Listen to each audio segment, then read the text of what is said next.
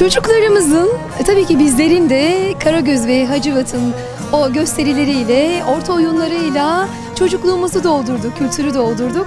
Şimdi ise yine Karagöz ve Hacivat burada, nerede? Bursa'da, Orhaneli'nde 27.si düzenlenen Karagöz Kültür Festivali'nde ve Yörük Türkmen Toyu'nda efendim.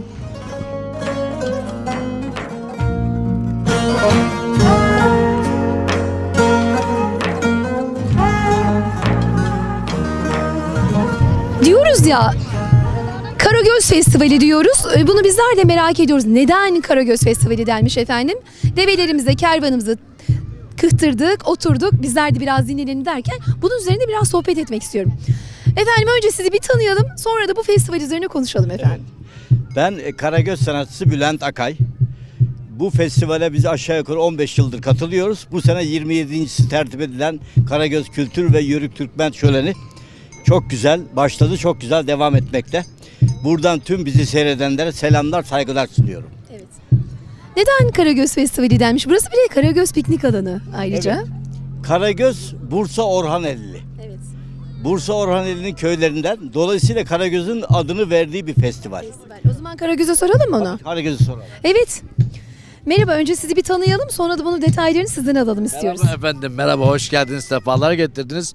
Ben de bir ara zannettim ki herhalde Karagöz'ü unuttular bunlar. Hep Hacivat'la konuşuyorlar diye. Neredeyse gidiyordum ben de buradan.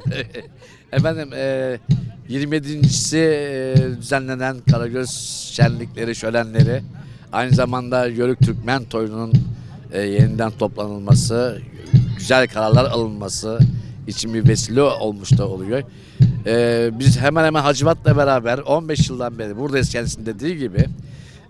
Yani bu Türk Yörüklerinin, Türkmenlerinin buralarda, bu gibi şölenlerde birlik beraberlik içerisinde olmaları için bence ideal bir toplantı bunlar. Güzel bir eğlence bunlar, güzel bir şölen bunlar. İnşallah daha devam etmesini diliyoruz. Birlik beraberlik içerisinde daha nice seneler inşallah efendim. İnşallah.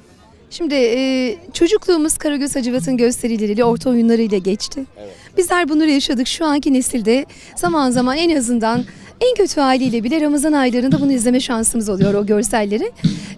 Neden Karagöz Festivalleri burada uygulanıyor? Bununla ilgili kıymetli izleyenlerimize de sizden o güzel bilgileri aktaralım istiyoruz. O konuda Hacivat'a verelim çünkü kendisi gölge sanatçısı.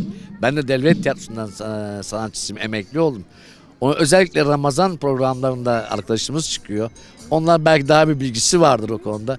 Ondan evet ondan bir alsak daha iyi olacak. Tabii tarihi anlatırken de doğru anlatmak lazım, doğru yaşatmak lazım efendim. Evet, neden Karagöz Festivali? Karagöz'de Hacivat 1350'li yıllarda başlamıştır serüvenine. Sultan Orhan zamanında Sultan Orhan'ın yaptırdığı Orhan Camii vardır. Onun inşaatında çalıştıkları söylenir Hacivat ve Karagöz'ün.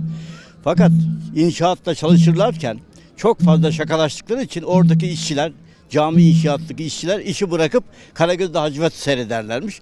Dolayısıyla bir türlü cami inşaatı bitmezmiş. Bu iş padişahın kulağına gidiyor. O da kızıyor ve tez diyor onların kellesini götürün diyor.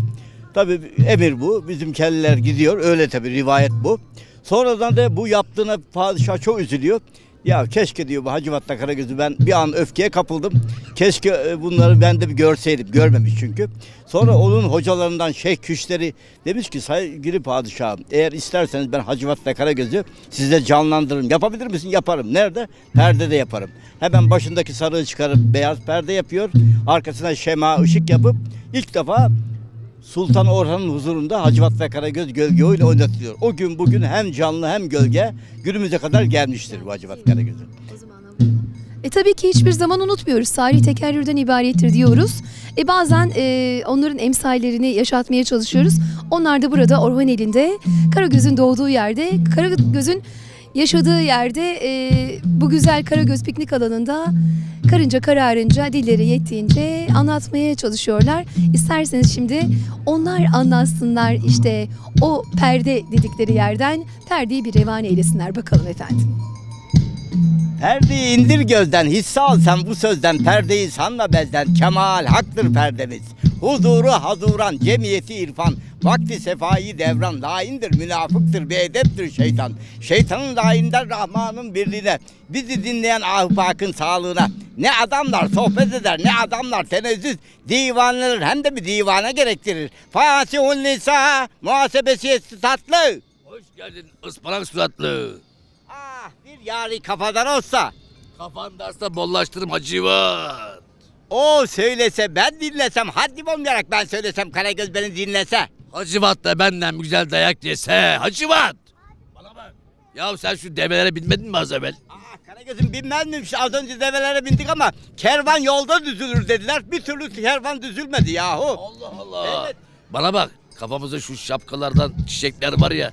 Sakın arkamızda develer bizim şapkaları yemesin yahu. Belli olmaz. Onun için fazla lafı uzatmayalım. Ah Karagöz'üm biraz önce bol bol kervanda yola koyulduk ama orada kervanı yolda düzemedik ama kültür kervanında bak bir araya geldik. Buradan da kültür kervanı izleyicilere sevgiler, saygılar ve hürmetler sunalım olmaz mı? Saygılar efendim. Mevlüt hocamıza da çok teşekkür ediyoruz. Şehriban Hanım'a çok teşekkürler ediyoruz bizler için biz de burada bizi tanıtıyor bütün Türkiye'ye. Sağ olsunlar, var olsunlar. Allah'a emanet olun. Görüşmek üzere. Bay bay bay bay bay bay bay bay. Bay bay bay bay bay bay bay bay.